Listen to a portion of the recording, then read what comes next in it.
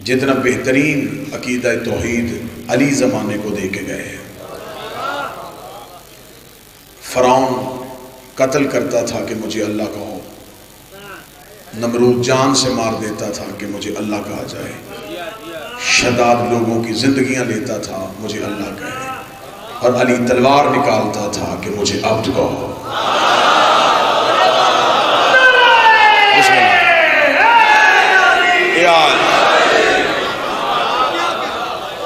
دنیا نے یہ لوگوں کا ماننے کا طریقہ ہے کہ لوگ خوف کو عبادت سمجھتے ہیں۔ عبادت خوف کی نہیں ہوتی۔ میں شاید یہ آواز دور تک جائے، جو عبادت ہے عبادت خوشنودی کی ہوتی ہے، چاہت کی ہوتی ہے۔ خوف کی وجہ سے بندہ اللہ کو سجدہ کرے کہ اگر نہ کروں گا کہیں ایسا نہ ہو جائے، یہ ڈر عبادت نہیں ہے۔ عبادت ہے محبت کی علامت۔ یہ انسان کا انسانی فطرت ہے، انسان جس سے ڈرتا ہے اس کی عبادت کرتا ہے۔ لوگ پہاڑ سے ڈرے کہ کہیں پہاڑ بہت اونچا ہے ہمارے اوپر گر نہ جائے، انہوں نے پتھر کے بت بنا کے اسے سجدہ کرنا شروع کر دیا، کیونکہ انہیں پتا تھا کہ جب سجدہ کریں گے پھر یہ کچھ نہیں کہے گا۔ لوگوں نے پہاڑ کو سجدہ کیا ڈر کی وجہ سے، لوگ سورج سے خوف زدہ ہو گئے، سورج کو سجدہ کر دیا، چاند سے گھبرائے، چاند کو سجدہ کر دیا، سانپ سے ڈرے، سانپ کو سجدہ کر دیا۔ یہ انسانی فطرت تھی، انسان جس سے ڈرتا گیا اسے سجدہ کرتا گیا۔ علی سے پہلے پتھر کو سجدہ ہو رہا تھا، سورج کو سجدہ ہو رہا تھا، چاند کو سجدہ ہو رہا تھا۔ علی نے عبادت کے سارے ہی طریقے بدل دیے۔ علی نے سورج پلٹا کے بتا دیا کہ سورج اللہ نہیں ہوتا۔ علی نے چاند کو 2 ٹکڑے کروا کے بتا دیا کہ چاند بھی اللہ نہیں ہوتا۔ علی نے سانپ کو چیر کے بتا دیا ہے کہ سانپ بھی اللہ نہیں ہوتا۔ پھر علی نے خود سجدہ کر کے بتا دیا ہے کہ بندہ بھی اللہ نہیں ہوتا۔ یہ علی کی معیار تھا۔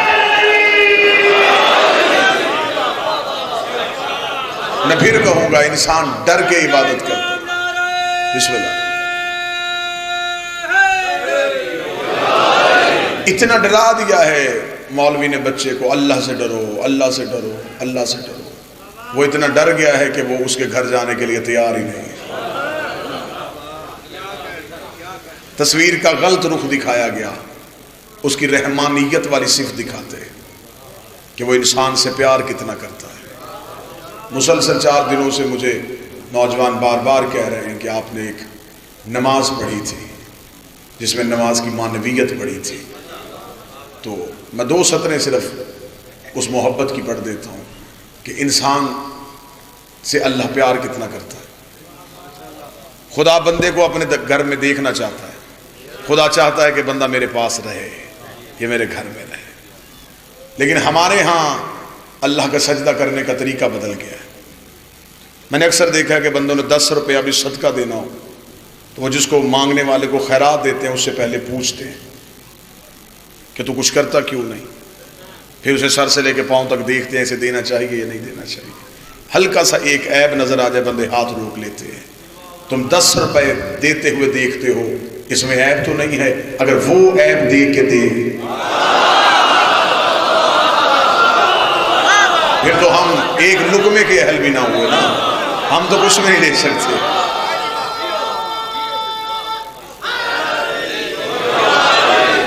میں توحید کا تھوڑا سا پیار اور پھر آج کی گفتگو کا نتیجہ آپ کے ساتھ۔ اللہ بندے سے پیار کتنا کرتا ہے۔ خدا نے کہا دیکھ میرے بندے مجھے تجھ سے کتنی محبت تھی، میں تو زمانے میں آیا تو کچھ بنا تو تیری عزت ہوئی، تو نے زمانے میں آ کر ڈھنڈورا پیٹ دیا، میری ماں مجھ سے بڑا پیار کرتی ہے، میرا باپ مجھ سے بڑا پیار کرتا ہے، لیکن سب سے زیادہ پیار میرا تیرے ساتھ ہے۔ کبھی تو ترازو لگا کے تولے تو انہوں نے پیار تب کیا ہے جب تو دنیا میں آیا ہے، اور تجھے شکم مادر میں مسلسل رزق پہنچاتا نہیں رہا، تیرے کھانے کا بندوبست میں کرتا۔ تو شکم مادر سے باہر آیا تو شرطیں باپ کی ہو گئی، یہ کرنا ہے یہ نہیں کرنا، تو تھوڑی سی بھی نافرمانی کی، جس ماں سے بڑا پیار ہے اس نے بھی جھڑک دیا، جس باپ سے بڑی محبت ہے اس نے بھی تجھے ڈانٹ دیا، دیکھ میری تجھ سے محبت کتنی ہے، میں نے 13 سال تجھ سے پوچھا ہی نہیں تو نے پڑھی ہے کہ نہیں پڑھی، تو نے رکھا ہے یا نہیں رکھا، یہ میری تجھ سے محبت تھی، میں نے تجھے چھیڑا ہی نہیں۔ اب خدا چاہتا ہے کہ بندہ میری بارگاہ میں آئے۔ اب بندہ جب اللہ کی بارگاہ میں گیا تو یہ نماز جو ہے یہ میں نے کوشش کی تھی اس انداز سے پڑھی جائے کہ بچوں کو مصلی پہ آنے کا لطف آئے۔ جب بندہ اللہ کی بارگاہ میں آتا ہے تو یہ اللہ اکبر کہنا اس بات کی علامت ہے کہ میں نے دنیا کی ہر چیز سے ہاتھ اٹھا لیا، یہ بھری پڑی ہے دنیا، رزق مال سب کچھ یہ میں نے ہاتھ اٹھا لیا، مجھے کچھ نہیں چاہیے، مجھے صرف تو چاہیے، یہ دیکھ ہر چیز میرے پاس ہے لیکن مجھے نہیں چاہیے، یہ میں نے ہاتھ اٹھا لیا، اب تو میں مان گیا ہوں یہ کچھ بھی نہیں ہے، یہ ساری چھوٹی ہیں، تو بڑا ہے۔ جب اللہ کی بڑائی کا اعتراف کر کے بندہ کھڑا ہوا تو خدا نے کہا اچھا تو آ گیا ہے تو میرے گھر، الحمدللہ میری خبر ہے میں کون ہوں، رب العالمین، اتنی دیر میرے گھر نہیں آیا اب تجھے ڈر نہیں لگ رہا، الرحمن تجھے یقین ہے کہ میں تجھے معاف کر دوں گا، الرحیم تجھے میری طاقت کا اندازہ ہے، مالک یوم الدین۔ اب چاہتا کیا ہے، ایاک نعبد، اور مجھ سے کیا چاہیے، ایاک نستعین، کس بات کی مدد، اہدنا الصراط المستقیم۔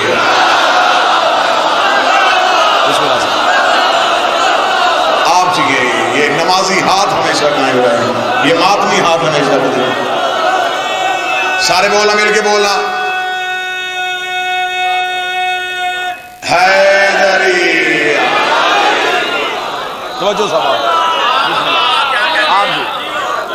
اہدنا الصراط المستقیم۔ اچھا تو ان کا رستہ مانگ رہا ہے، جانتا ہے یہ کون ہے، صراط الذین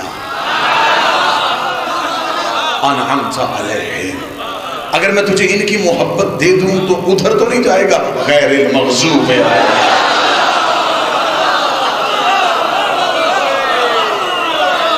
یہ بھی پتا ہے کہ وہ کون ہیں، ولا الضالین، خدا کہتا تجھے تو ساری ہی باتوں کا پتا ہے، پھر اس کا مطلب ہے کہ تو میری بارگاہ میں آ گیا، سبحان ربی العظیم، چاہتا کیا ہے، وبحمدہ، چل میں نے تجھے اپنے دروازے پہ قبول کر لیا، سبحان ربی الاعلی وبحمدہ، تو وہ پچھلے گناہوں کا کیا ہوگا، استغفر اللہ،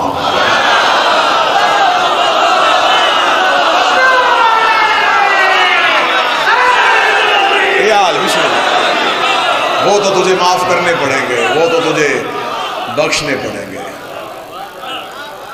پھر کھڑا ہوا، پھر اللہ سے گفتگو، اب کسی کو نہیں پتا اور بندہ اللہ سے باتیں کر رہا ہے اور وہ رب اس سے محو گفتگو ہے۔ خدا نے کہا چل تھک گیا ہے، اتنی بھی تجھے سزا نہیں دینی، بیٹھ جا، الحمدللہ، اب مجھے بول کے بتا جو تو کہہ رہا تھا یہ بات واقعی تو مانتا ہے، جو تو نے ابھی میرے ساتھ باتیں کی ہیں یہ باتیں تو مانتا ہے، تو اس کی گواہی دیتا ہے، اشہد ان لا الہ، میرے سوا کسی اور کو تو نہیں مانتا، وحدہ لا شریک لہ، کس نے بتایا ہے کہ میں اللہ ہوں، اشہد ان محمد، وہ کون ہے، عبدہ و رسولہ، اور تجھے کس نے بتایا ہے وہ نبی ہے، اشہد ان علی ولی، پنجہ کھولو، ہاتھ اٹھاؤ مل کے سارے، حیدری،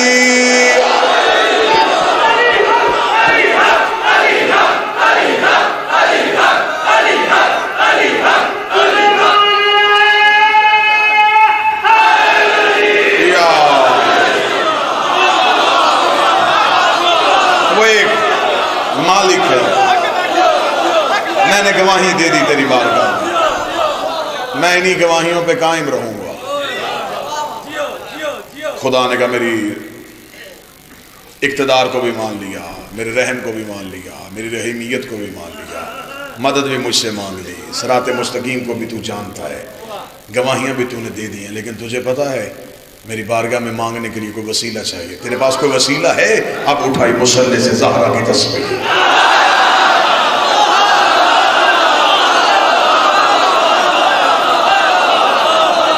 یہ ہے میرے پاس وسیلہ.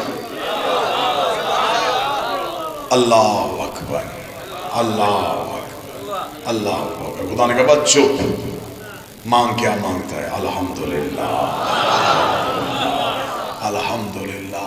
اب میرا وعدہ ہو گیا تو جو مانگے گا میں دوں گا. سبحان اللہ، سبحان اللہ. اب مانگ کیا مانگتا ہے؟ پھر ہاتھ پھیلا لیے، پھر جو تھا مانگا. خدا نے کہا تھوڑی ملاقات رہی لیکن اچھی رہی، مدت بعد ملے ہیں لیکن ٹھیک ملے ہیں. اب سر سجدے میں رکھ کے کہا شکر ہے تیرا، محبت ہے تیری، بخش دیا ہے تو نے. چل ٹھیک ہے، میری بارگاہ میں آ گیا ہے، مانگ بھی مجھ سے سب کچھ لیا ہے، دے بھی میں نے سب کچھ دیا ہے. اب ان کا تو شکریہ ادا کر لے جن کی وجہ سے مصلی پہ آیا. السلام علیکہ یا نبی اللہ، السلام علیکہ یا حسین، السلام علیکہ یا.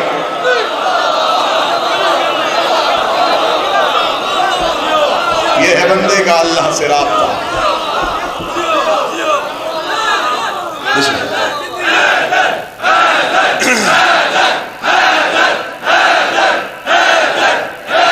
سارے مل کے حیدری. حمد ہے اس اللہ کی جس نے اپنے لیے کسی کو بیٹا نہیں بنایا. اور میں نے کل کی گفتگو میں، کیونکہ آج میں نے اس آیت کا نتیجہ آپ کے حوالے کرنا ہے، آپ کی سماعتوں کے حوالے کرنا ہے. خدا نے کسی کو بھی اپنا بیٹا نہیں بنایا. جس میں سب سے پہلے لوگوں نے شک کیا وہ عیسیٰ تھا. اور کل میں نے اس اللہ کی نشانی کے اقتدار اور اختیار آپ کے سامنے پڑھے تھے. اب کیونکہ زمانہ ترقی کر گیا ہے، اب بچے اللہ فنار میں بکری نہیں پڑھتے، اب وہ کمپیوٹر کی سکرین پہ ہیں، ان کی فنگر ٹپس کے نیچے دنیا کی لائبریریاں ہیں. وہ جب چاہیں، جس وقت چاہیں، جہاں چاہیں پہنچ جاتے ہیں. لہٰذا میں نے خود اپنی ذاتی سوچ کے ساتھ یہ سمجھا کہ عیسائی آج کے دور میں جتنی بھی علمی تحقیقات آتی ہیں یہ ساری عیسائی کرتے ہیں. ریسرچ میں وہ ہم سے آگے ہیں، بنیاد علم میں وہ ہم سے آگے ہیں. یہ بات ٹھیک ہے یا نہیں ٹھیک ہے؟ تو جب ان کے پاس یہ سب کچھ زمانے کا شعور ہے تو ان کا یہ جو عقیدہ ہے کہ عیسیٰ اللہ کا بیٹا ہے، یہ عقیدہ انہوں نے کہاں سے لیا ہے؟ آخر آپ کسی اسلام میں نفرت کا حکم نہیں ہے.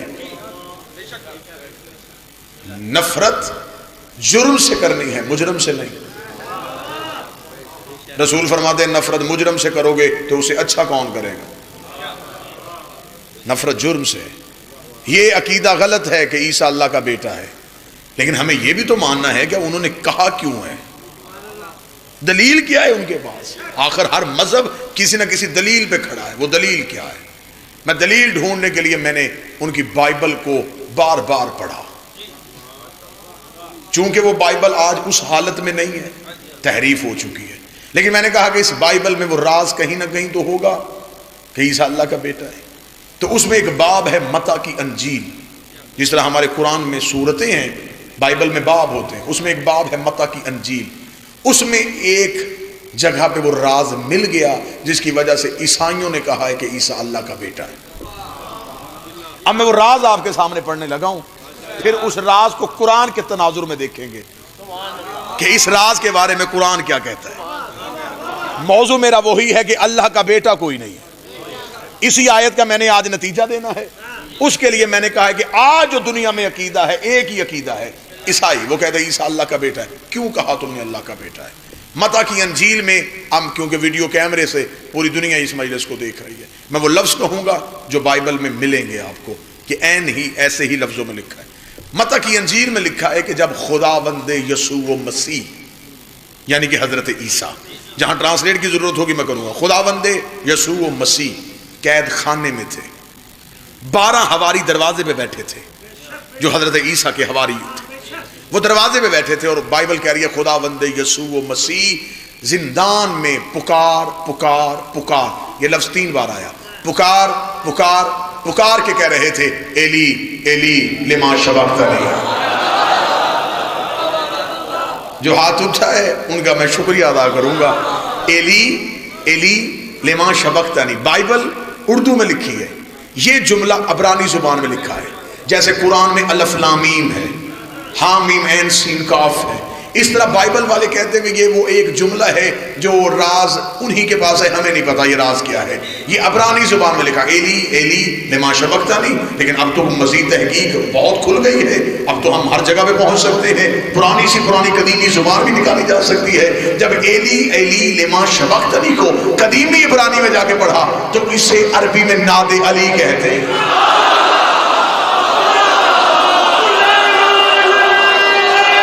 نہیں،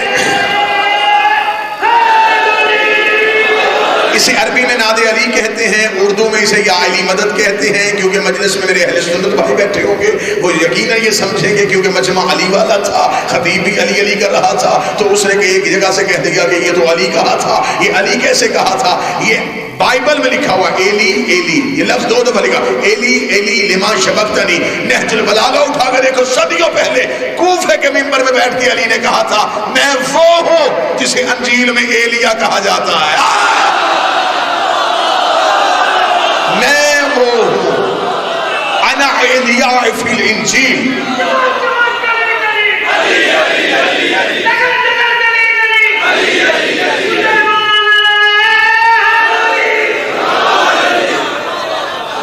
انا ایلیا فی الانجیل، مجھے انجیل میں ایلیا کہا جاتا ہے، زبور میں طوی کہا جاتا ہے، اور قرآن میں علی کہا جاتا ہے۔ ایلی ایلی لما شبقتنی، اے علی اے علی میری مدد کو آئیے۔ ٹھیک ہو گیا جی۔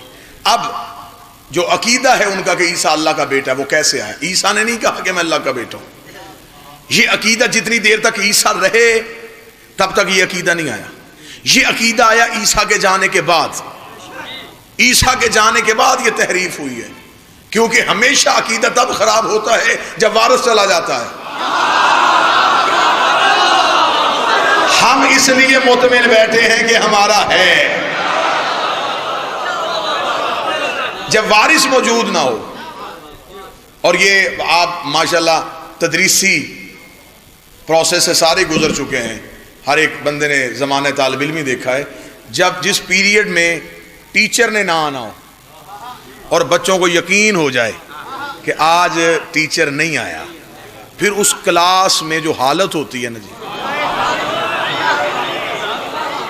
وہ قابل دید ہوتی ہے، دیکھنے والی ہوتی ہے۔ کوئی کسی جگہ پہ کھڑا ہوا ہے، کوئی کسی کو پکڑ رہا ہے، اور کچھ شرارتی ٹیچر کی کرسی پہ بیٹھ جاتے ہیں۔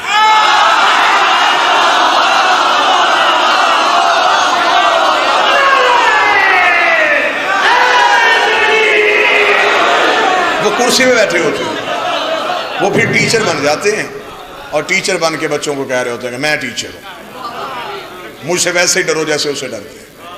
تھوڑی دیر بعد اچانک کوئی بچہ چیخ مار کہتا ہے سر جی آ گئے۔ اب وہ جو بیٹھے ہوتے وہ تو وہیں کے وہیں بیٹھ گئے، وہ تو اپنی نشستوں پہ تھے۔ وہ جو مسکین وہاں بیٹھا تھا نا، اب اسے تو ٹائم لگنا تھا نا اپنے بینچ تک جاتے ہوئے، اپنی سیٹ تک جاتے، وہ وہیں کا وہیں رک گیا، اور ٹیچر پہنچ گیا۔ ٹیچر نے دیکھ لیا یہ میری جگہ پہ بیٹھا ہے، ٹیچر نے آتے اسے کان سے پکڑ کے اٹھایا، اسے کہا تو بیٹھا تھا نا، اب پڑھا۔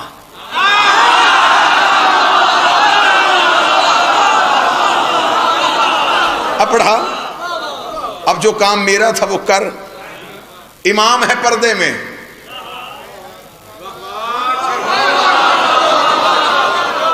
چند ندانوں نے کہا کہ ہم بھی اس جیسے ہیں، جب وہ آئے گا تو سب سے پہلے یہی کہے گا میری جگہ پہ بیٹھے تھے، مردہ زندہ کر کے دکھاؤ، رزق بانٹ کے دکھاؤ، دریا موڑ کے دکھاؤ، سورج پلٹا کے دکھاؤ۔ اب عیسیٰ جو تھے وہ جاتے ہوئے جو جملہ کہہ کے گئے، اس جملے کو غلط استعمال کہا گیا۔ بائبل سے عیسیٰ کو جو اللہ کا بیٹا کہا عیسائیوں نے، وہ کیوں کہا؟ وہ کہتے ہیں کہ خداوند یسوع مسیح جیل زندان میں پکار کے کہہ رہے تھے ایلی ایلی ایلی لما شبقتنی، ناگہا یعنی کہ اچانک ایک نور زندان میں آیا، اس نے خداوند یسوع مسیح کو لیا اور آسمان کی طرف اڑا۔ 12 حواریوں نے سر اٹھایا، انہوں نے کہا تو کہاں جا رہا ہے؟ خداوند یسوع مسیح نے کہا مجھے میرا باپ لینے آ گیا، مجھے میرا باپ لینے آ گیا۔ یہ آخری جملہ تھا جو عیسیٰ نے جاتے ہوئے دنیا میں دے دیا۔ عیسیٰ نے کہا مجھے میرا باپ لینے آ گیا ہے۔ 12 حواریوں نے یہی عقیدہ پوری دنیا میں پھیلا دیا کہ ہم دیکھ رہے تھے، ہم سن رہے تھے، وہ جاتا ہوا کہہ کے گیا تھا مجھے میرا باپ لینے آ گیا ہے۔ ہمیں تو اب پتا چلا وہ تو اللہ کا بیٹا تھا، کیونکہ اسے اللہ لینے آیا تھا اور اس نے کہا میرا باپ مجھے لینے آ گیا ہے۔ جب میں نے بائبل میں پڑھا فوراً قرآن کی آیت بول پڑی، خدا کہا میں تجھے مثال دوں آدم کی اور عیسیٰ کی، کیونکہ یہ دونوں تراب کے بیٹے تھے۔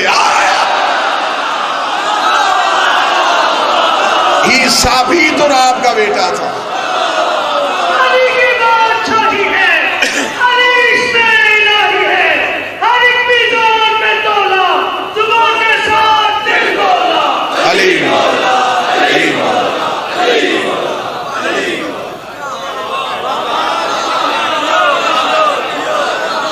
مٹی کے بیٹے نہیں، تراب کے۔ مٹی اور ہے، تراب اور ہے۔ اس کا مطلب ہے جسے عیسائی اللہ سمجھتے تھے،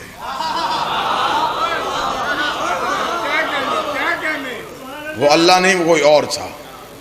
اس لیے پھر اسی نے لے کے گیا کہ انتظار کر، میرا آخری آنے والا ہے۔ اور اللہ قرآن میں کہتا ہے ہم نے وصیت کی ہے، اوصانی بالصلاۃ والزکوٰۃ، ہم نے عیسیٰ کو وصیت کی جب تک زندہ رہے صلاۃ بھی قائم رکھنا، زکوٰۃ بھی دینا، جب تک زندہ رہے۔ اب ہم نے قرآن کے مفسرین سے پوچھا کہ عیسیٰ کہاں ہے؟ کہتے زندہ۔ کہاں؟ چوتھے آسمان پہ۔ تو وہ کون سی صلاۃ ہے جو چوتھے آسمان پہ قائم ہے؟ اب یہ موضوع نہیں ہے، ورنہ کتنے نبیوں کی میں دعائیں تمہیں دکھاؤں قرآن سے۔ حضرت ابراہیم نے دعا کی ہے، میرے مالک مجھے صلاۃ قائم کرنے والا بنانا، رب اجعلنی مقیم الصلاۃ، اور میری ذریت کو بھی اس پہ قائم رکھنا۔ تو مجھے بتاؤ کیا اس دعا مانگنے سے پہلے ابراہیم نماز نہیں پڑھتے تھے؟ معاذ اللہ، نماز تو پڑھتے تھے۔ تو جو کام کر رہے تھے، اتنی زور سے دعا کیوں؟ میرے اللہ مجھے قائم رکھنا اور میری ذریت کو بھی قائم رکھنا۔ ابراہیم کہہ رہے ہیں مجھے صلاۃ قائم کرنے والا رکھنا، میری ذریت کو بھی رکھنا۔ خدا عیسیٰ سے کہہ رہا ہے ہم نے تجھے زندہ رکھا ہے، جب تک زندہ رہے صلاۃ کو قائم رکھنا، زکوٰۃ بھی دیتے رہنا۔ کتنے نبیوں کے میں واقعات ایسے دکھاؤں جہاں قرآن کی آیتیں بولی، خدا نے کہا صلاۃ کو قائم رکھنا، صلاۃ کو قائم رکھنا، صلاۃ کو قائم رکھنا۔ اور ایک نبی نے بھی جاتے ہوئے یہ نہیں کہا کہ میں دعویٰ کر کے جا رہا ہوں میں قائم کر گیا ہوں، میں قائم کر چکا ہوں، یہ کسی ایک نے بھی نہیں کہا۔ یہ اعزاز صرف علی ولی اللہ پڑھنے والوں کے پاس ہے۔ ہم نماز پڑھنے کے بعد حسین کی زری کی طرف انگلی کر کے اشہد انک قد اقمت الصلاۃ، ہم گواہی دیتے ہیں تو نے صلاۃ کو قائم کیا ہوا۔ یہ گواہی صرف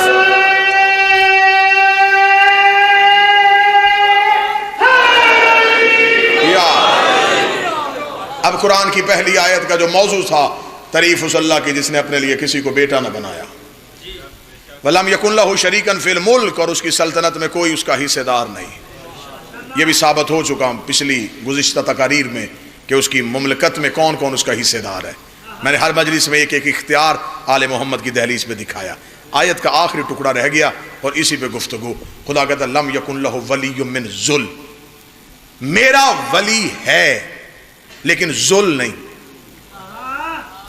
میں آج 5ویں تقریر ہے اور میں نے 5 تقاریر میں جب بھی اس آیت کا ترجمہ دہرایا ہے میں نے لفظ یہی کہا ہے کہ خدا نے کہا لم یکن لہ ولی من ذل، میرا ولی ذل نہیں ہو سکتا۔ اور میں نے عربی میں بھی ذل اور میں نے جان بوجھ کے اس کو اردو میں بھی ترجمے میں ذل ہی کہا تاکہ آخری مجلس میں جب میں نتیجہ دوں تو وہ نتیجہ آپ کے لیے آسان ہو سکے۔ میرا ولی کبھی بھی ذل نہیں ہو سکتا۔ توجہ پوری سامان رکھیں گے تو نتیجہ دوں۔ یہ اللہ کا طریقہ کار ہے۔ میں علی ولی اللہ قرآن سے ثابت کرنے لگا ہوں۔ اور بالکل نئی آیت سے کرنے لگا ہوں، جس آیت سے شاید آپ نے پہلے اس تناظر میں کبھی نہ سنا ہو۔ سرکار تشریف فرمائیں، آپ کا ایک عہد گزر گیا علماء اور ذاکرین کو سنتے ہوئے، اور مجھے اتنا پتا ہے کہ آپ ہاتھ تب اٹھاتے ہیں جب بات آپ کو پہلی بار سنائی دے۔ خدا کہتا ہے میرا ولی کبھی بھی ذل نہیں ہوتا، ہے صحیح میرا ولی لیکن ذل نہیں ہے۔ اب ذل نہیں ہے اس کا مطلب ہے کہ اگر خدا کہتا کہ میرا ولی ہے لیکن جاہل نہیں تو فوراً پتا چل جاتا کہ اس کا مطلب عالم ہے۔ اگر خدا کہتا میرا ولی بخیل، فوراً پتا چل جاتا کہ سخی ہے، کیونکہ چیز ہمیشہ ضد سے پہچانی جاتی ہے۔ خدا نے کہا لم یکن لہ ولی من ذل، میرا ولی کبھی بھی کوئی ذل نہیں ہو سکتا۔ میں نے المنجد سے لے کے فروز اللغات تک لغت کی کتابیں اپنے ہاتھوں پہ اٹھائیں، میں نے کہا یہاں ڈھونڈنا ہے اللہ کا ولی۔ خدا نے کہا میرا ولی ہے لیکن ذل نہیں۔ خدا نے نام نہیں بتایا، خدا نے متضاد بتایا ہے کہ متضاد سے تم نے حقیقت کو پہنچانا ہے۔ میرے مالک یہ ذل کیا ہے؟ جب میں نے لغت کو ڈھونڈا تو لغت میں ذل کا ترجمہ ہے سب سے چھوٹا، سب سے پست، سب سے حقیر۔ 3 ترجمے ملے ہیں مجھے لغات میں۔ شیعہ سنی لغت، کیونکہ شیعہ یہ سنی نہیں ہوتی، لغت لغت ہوتی ہے۔ لغت میں ہے ذل کا معنی ہے پست، ذل کا معنی ہے حقیر، ذل کا معنی ہے چھوٹا۔ میں نے ان تینوں کا متضاد ڈھونڈا، چھوٹے کا متضاد بڑا، حقیر کا متضاد اعلیٰ، پست کا متضاد بھی اعلیٰ۔ اس کا مطلب خدا کہہ رہا ہے میرا ولی کبھی ذل نہیں ہوتا۔ جب میں نے اعلیٰ کا عربی میں لفظی ترجمہ ڈھونڈا، مجھے ہر لغت میں ایک ہی ترجمہ آیا کہ ذل کے متضاد کو علی کہتے ہیں۔ خدا نے کہا میرا ولی سوائے علی کے کوئی ہو ہی نہیں، میرا ولی ہے۔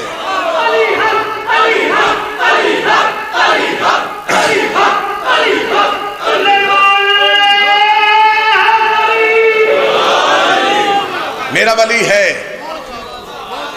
لیکن ذل نہیں، چھوٹا نہیں، بڑا ہے، اور بڑے کو عربی میں کہتے ہیں علی۔ خدا کہتا میرا ولی ہے لیکن علی۔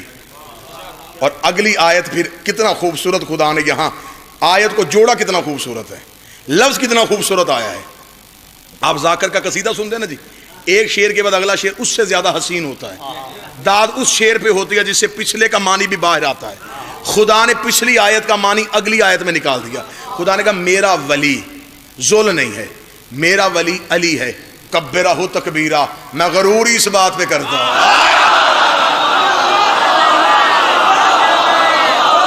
تکبر ہی میری کبریائی میں تب آتا ہے۔ خدا نے کہا تمہارے سجدے کرنے سے مجھے غرور نہیں آتا، مجھے غرور تب آتا ہے جب رکوع میں علی جھکتا۔